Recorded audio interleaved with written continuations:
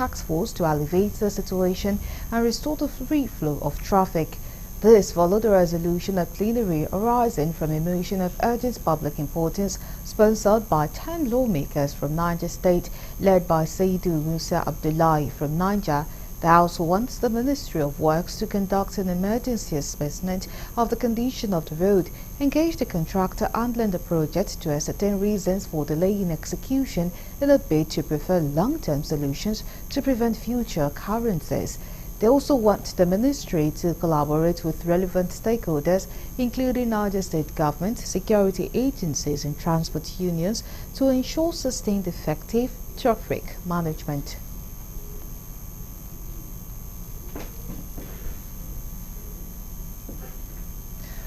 Speaker of House of Representatives Honorable Tajuddin Abbas has raised concern over Nigeria's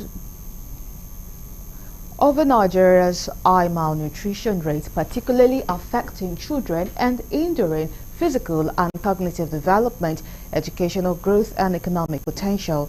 Speaking at the launch of the local organizing committee for the National Assembly Summit on Nutrition and Food Security in Abuja, Abbas emphasized the need for legislative action to address food insecurity and malnutrition, which threatens Nigeria's economic stability and public health.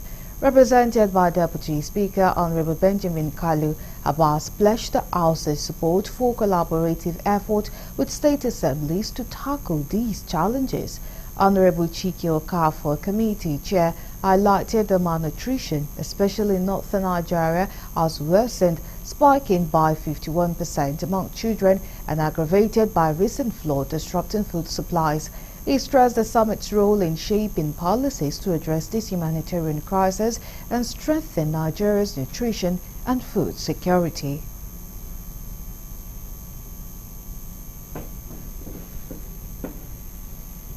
Not to other stories, President Bola Tinubu has received the National Economic Council's recommendation that the tax reform bills already sent to the National Assembly be withdrawn for further consultation.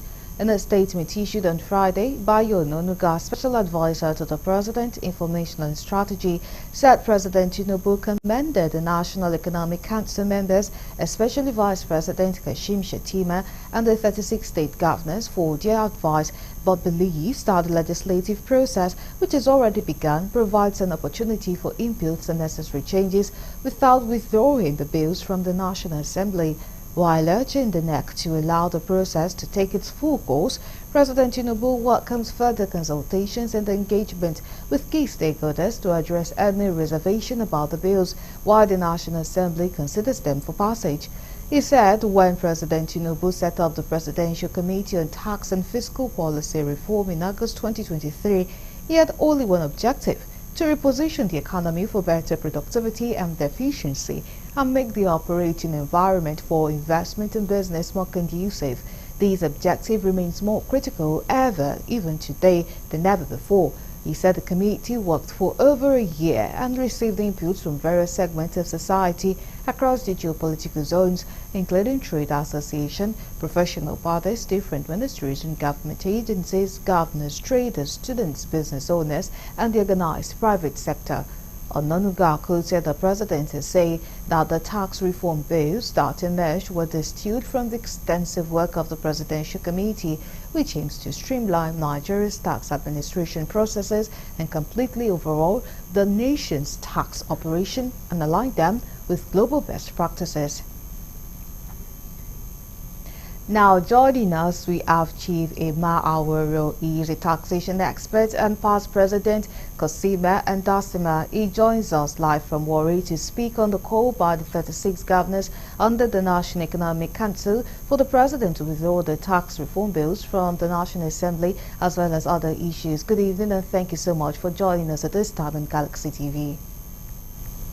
Good evening.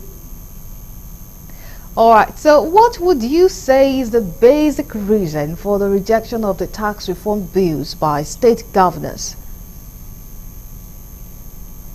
Thank you very much. I think the rejection is simply based on an inadequate consultation. You recall that last year, the federal government set up a committee to work on a tax reform bill.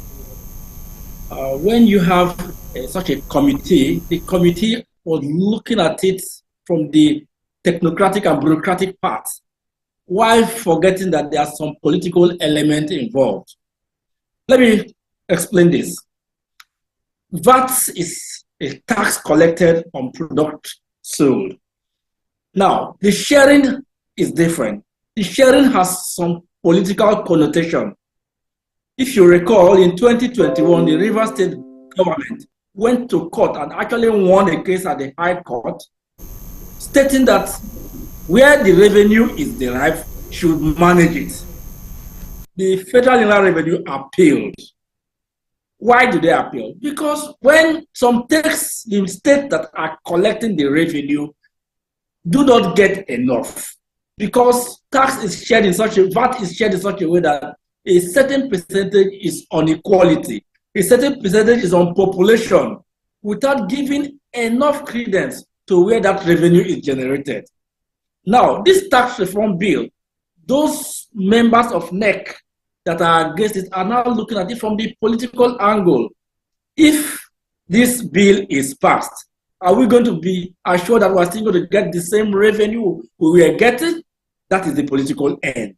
And if that is not taken into consideration, even though the federal government says, oh, you should go through the legislative process, you may be assured that during the public hearing, during the voting in the House of Reps, it may not go through, because the powers that benefit from revenue derived from where it is generated, but not where it is actually being checked, will not pass it. So that is my fear. So we must, anything we do in this country, we must be looking at both the practical aspect as well as the political aspect. Thank you. Okay, all right. So the presidency, however, mounted pressure on the governors against withdrawal of the bill, saying it is not targeted at them. So do you see this affecting how things would run in the states later on?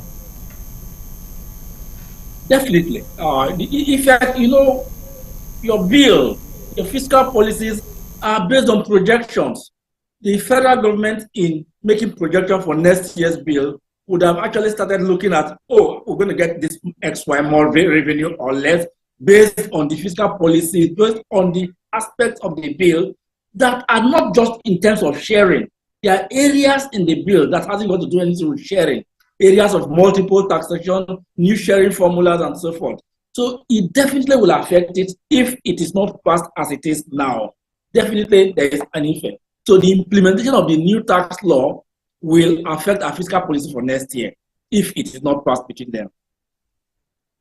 Right, so right now with the situation of things, what would you advise the presidency and governors to do in ensuring they are on the same page for economic growth? There should be more consultation. There should be more consultation. Assure the northern group, actually mostly in the north, where population favors them, size favors them, that if they are going to accept a new tax regime, that it may not adversely affect their revenue. Two, you also need to assure those that are generated. Big states like Lagos, Rivers, and so forth, where most of the VAT is generated, you also need to assure them that they will not be shortchanged. So what I am saying here is that the federal government should do more consultation.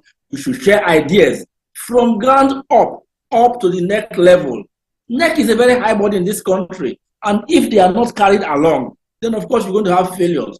So consultations, consultation, consultation, because these are political issues that you must address both politically and holistically. Thank you. All right, we thank you so much for sharing with us from the wealth of your experiences. Thank you so much for being on Galaxy TV News. It's a pleasure. Thank you very much.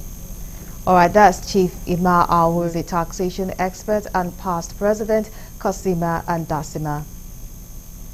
You're still on to the news on Galaxy TV. Let's go on a break. When we come back, the news continues. To stay with us.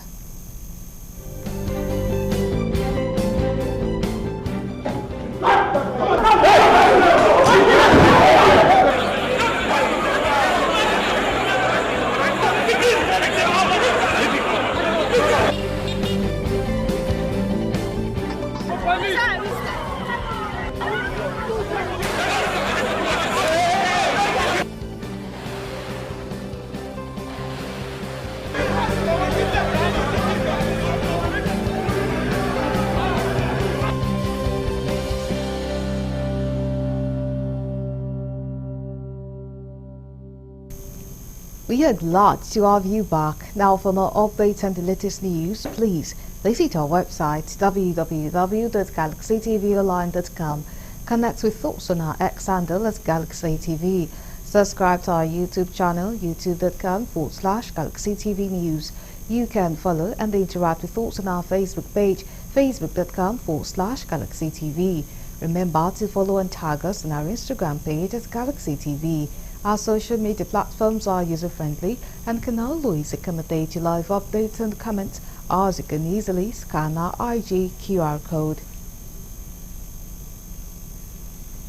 Now to other stories, an Abuja High Court has granted bail in the sum of 10 million naira each to the 67 miners who were among the End Bad government protesters arraigned in Abuja on Friday. The protesters are facing treason charges before the court.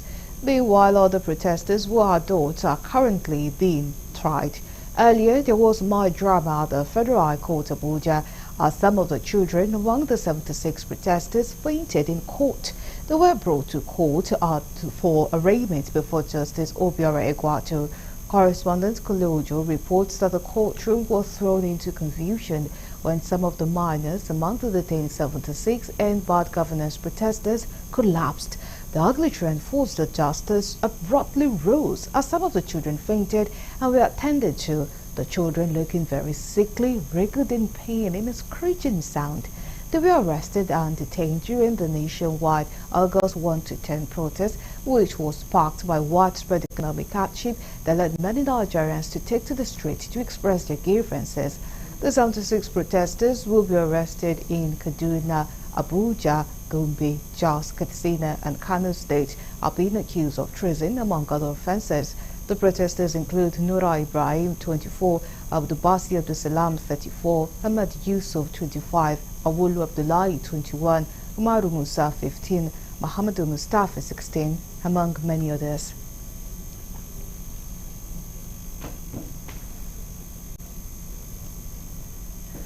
The Economic and Financial Crimes Commission (EFCC) has rearrested the controversial social media personality and cross-dresser Idris Okoye, known as Bobrisky, at Murtala Mohammed International Airport in Lagos. The arrest occurred just days after Bobrisky was released on bail by Nigeria police authorities. The dramatic arrest took place on Thursday evening as Bobrisky was about to board a flight to London. Eyewitnesses reported the Nigerian authorities ordered the plane just before takeoff and escorted the socialite off in front of other passengers. The embattled Bobrisky took to Instagram shortly after the incident. He wrote, "Nigerians, help me. EFCC just arrested me. I'm badly injured." Last week, he was detained by the Nigerian Immigration Service (NIS) at the Semi border while allegedly attempting to escape the country. The cross-dresser has been under investigation after an audio recording surfaced in which Bobrisky allegedly claimed he was permitted to serve a 6-month jail term outside of Kirikiri prison due to influential connections. Martins Osei, popularly known as Very Dark Man, appears in court on Friday over allegations of impersonation. The controversy surrounds a viral social media video in which he wore a Nigerian police force uniform without authorization and described himself as CSP Very Dark Man, Nigeria's #1 online police officer. The Nigerian police force has condemned his actions, emphasizing the importance of maintaining the integrity of its symbols and preventing unauthorized usage. The FCT Police Command is handling the case, and interested persons are encouraged to follow the proceedings as they unfold. Earlier, according to the police, Very Dark Man will be arraigned on Friday, November 1st, before the Federal Court in Abuja. Ogun State government has asked security operatives to step up their investigation towards unraveling both the immediate and remote causes of the death of a pupil of Obada Grammar School in our local government area of Ogun State. The State Commissioner of Education, Science and Technology, Professor Abayomi Aribagbu, made the call while on a condolence visit to the family. Correspondent John Felix sent in this report.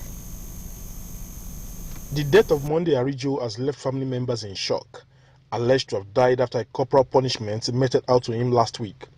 Leading a delegation on a condolence visit, the State Commissioner for Education, Science and Technology expressed their heartfelt condolence with the pledge of government to support the family during this challenging period.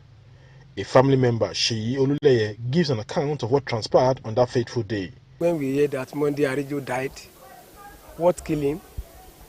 They said that teacher beat him and gave him punishment to the extent that he fell down and fainted. What happened? They said the principal of the school, Obada Grammar School, bought the dustbin baskets that they should go and drop so nobody should drop any waste on the ground again. That's why he bought the basket. So maybe one of the students in the class, money was SS2. So he replied that it's not our money he used to buy the basket. And the principal replied, who's that person? Who speak? Nobody answered. She went back to her office. She started crying.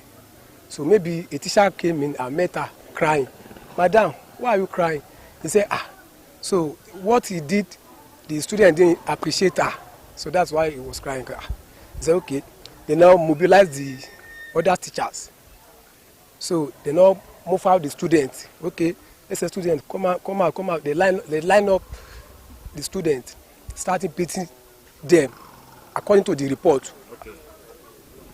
So when it is Monday's turn, Monday said, don't beat me. I'm not the one that talk. So after beating them, so they now give them punishment that you should go and start a frog dog or whatever. So maybe they say 164 or 162 rounds. So one of the students at us yesterday told us that when it is getting to 50 rounds, they stop them. That okay, hold on. Done with the visit, the commissioner and his entourage moved to the school, Obada Grammar School. With the school being shut, the commissioner, however, warned teachers against corporal punishments in schools across the state. We don't know the underlying conditions of the students. Some of the students, they come to school, probably they have not eaten or something like that. So we have always told principals, head teachers and teachers to avoid the use of corporal punishment. As trained teachers, there are a number of ways they can actually discipline children. We're not saying that there should be indiscipline in school. No. We are saying that there are a number of other ways through which you can actually discipline a child without necessarily engaging in a corporal punishment. While announcing the constitution of a commission of inquiry into the incident, the commissioner also asked for due diligence by security operatives towards getting to the root of the death of the boy.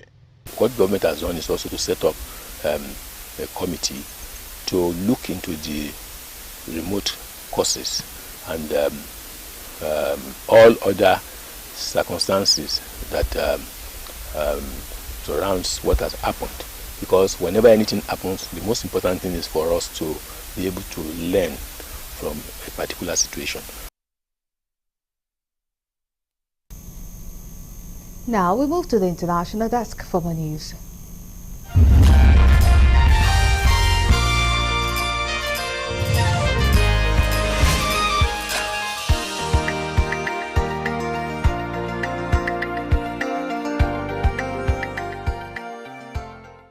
This is news from the international scene. More than 200 people are now confirmed to have died from storms hitting Spain, and the rescue mission continues for survivors.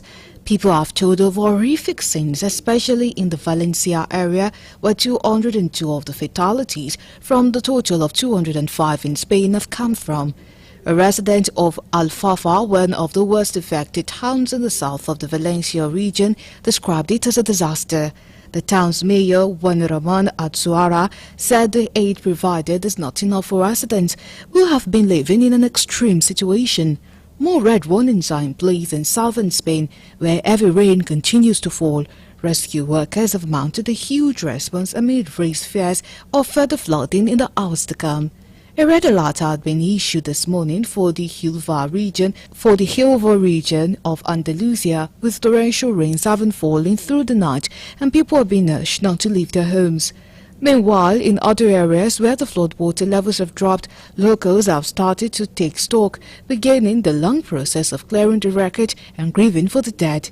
More horrors have emerged from the debris and ubiquitous layer of mud left by walls of water that produced Spain's deadliest natural disaster in living memory.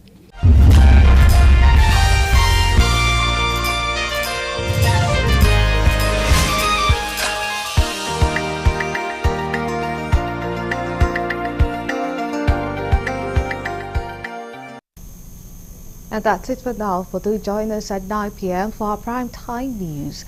My name is Iribami Salako. See you then.